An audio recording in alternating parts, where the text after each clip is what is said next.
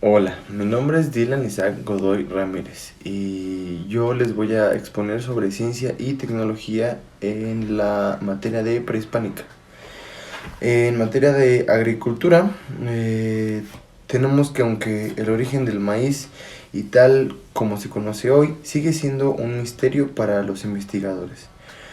Todo parece indicar que originalmente fue una planta silvestre que los agricultores americanos cruzaron y seleccionaron hasta conseguir una variedad que sirviera como base de la alimentación. Esto fue en el 300 antes de Cristo y hace apenas 1500 años antes de que se descubriera la gran Tenochtitlan. También tenemos que en la materia de textiles y medicina hubo varios avances, como por ejemplo los primeros antecedentes tecnológicos de la creación textil, como sogas hechas con fibras vegetales que eran retorcidas, enrolladas o trenzadas y anudadas a mano.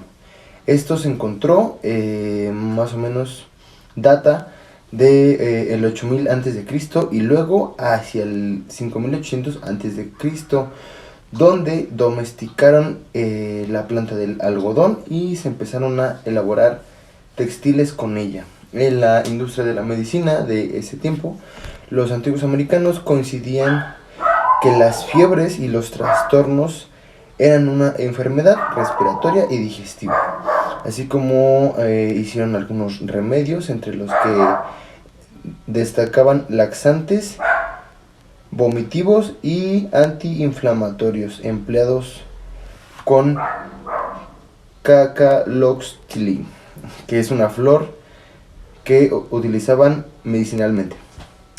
En la astronomía y las matemáticas, en términos generales, de la ciencia y la tecnología estaban inmersas en el entramado de religiosos que les servían como un soporte existencial. Debido a eso, desarrollaron una ciencia astronómica sorprendentemente buena y muy clara.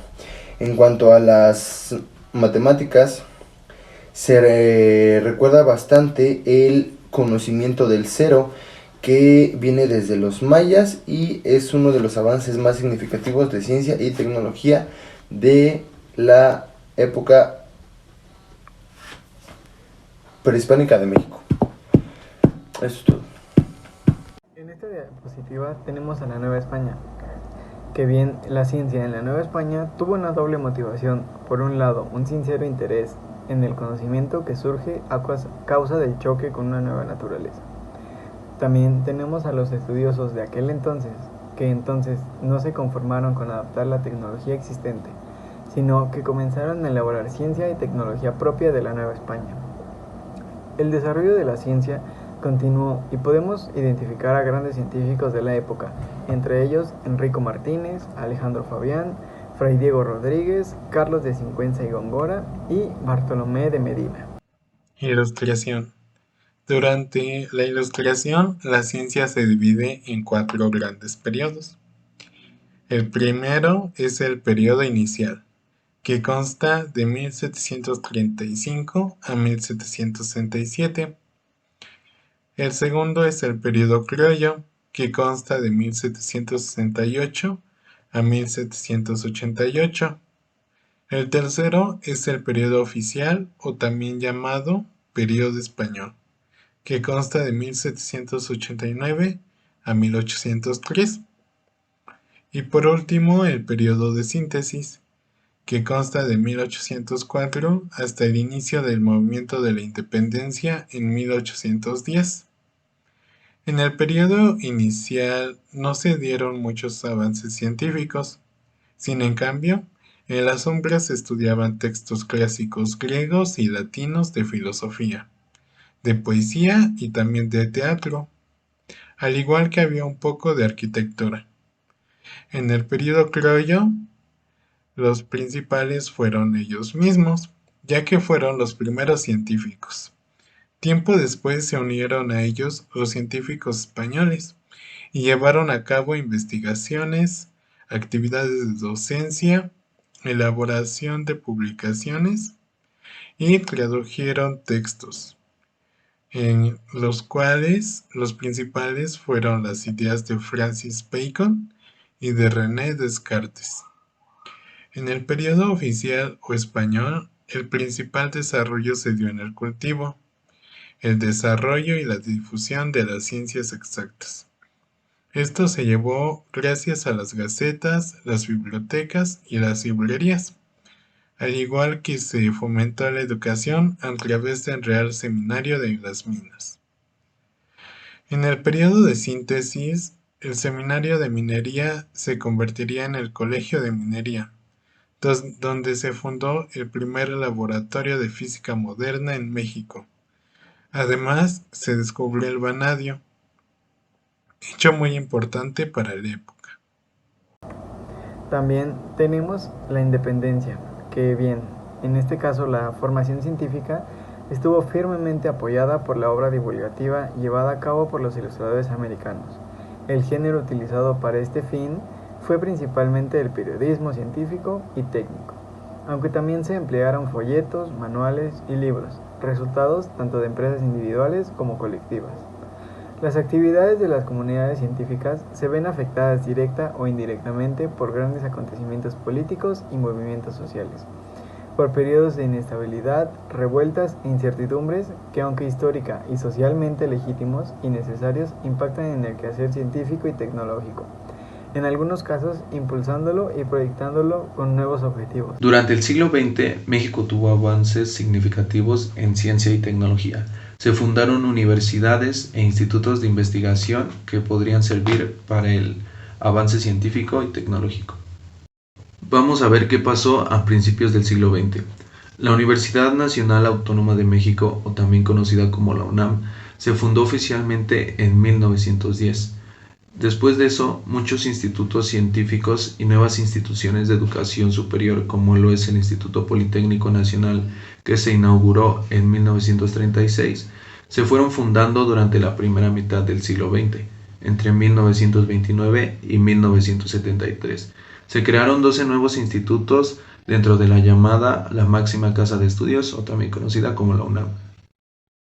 En 1959 se fundó la Academia de Investigación Científica, que posteriormente procedió a llamarse Academia Mexicana de Ciencias, o la AMC, que esta es una entidad no gubernamental y no lucrativa conformada por un extenso grupo de distinguidos científicos.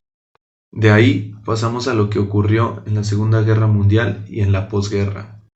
El 8 de abril de 1943, el entonces presidente de la República, general Manuel Ávila Camacho, emitió, a iniciativa del secretario de Educación Pública, el licenciado Octavio Béjar, un decreto a instancia al cual se inauguraría el 15 de mayo de ese mismo año, el Colegio Nacional, institución que se dedica principalmente a la divulgación, que reúne a muchos personajes distinguidos de la ciencia, la educación, el arte y en general toda la cultura de México.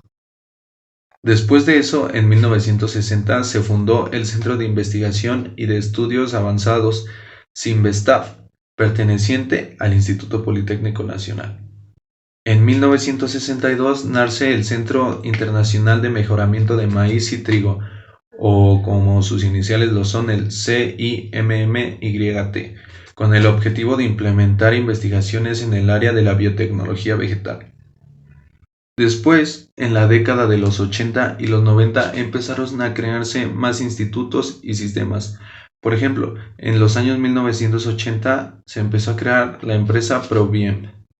En 1984 se crea el Sistema Nacional de Investigaciones, que esto pudo producir un conocimiento científico y tecnológico más avanzado para esa generación. El siglo XXI también ha sido un siglo de bastantes avances para México. Por ejemplo, tenemos la creación del telescopio milimétrico, que este fue inaugurado en el 2006. Este es el telescopio más grande del mundo, y ese se construyó para captar ondas de radio en un rango de 0.85 y 4 milímetros. Se localiza actualmente en la Sierra Negra, en el estado de Puebla, y es una obra científica la cual está construida mayormente por sociedad mexicana, y el otro porcentaje pues por sociedad de origen estadounidense. También el 31 de julio del 2010 entró una ley en la cual se creó la Agencia Espacial Mexicana y esta se encuentra dentro de la Ciudad de México. Y bueno, actualmente y desafortunadamente los avances tecnológicos han sido aprovechados de mala manera, pues muchos científicos denuncian que una ley, la ley de ciencia y tecnología que fue publicada en el 2002, ha permitido que haya desvíos de recursos públicos, mercantilización de sujetos y productos y administraciones malas de fondos. También se han denunciado transferencias a lugares perdidos que el CONACYT ha hecho a empresas, corporaciones y universidades privadas. También, pues grandes números de estos investigadores trabajan al servicio de empresas, de corporaciones, pero no piensan en las implicaciones éticas ni en los riesgos para la humanidad que el trabajar en este tipo de proyectos ocasiona. Como conclusión, quizás si nos ponemos a comparar con otros países, la tecnología de nuestro país no es tan grande, pero al ver cómo ha avanzado con el paso del tiempo, podríamos observar que sí ha habido una gran evolución, ya que desde la antigüedad siempre se contaba con el desarrollo en las distintas áreas que actualmente conocemos.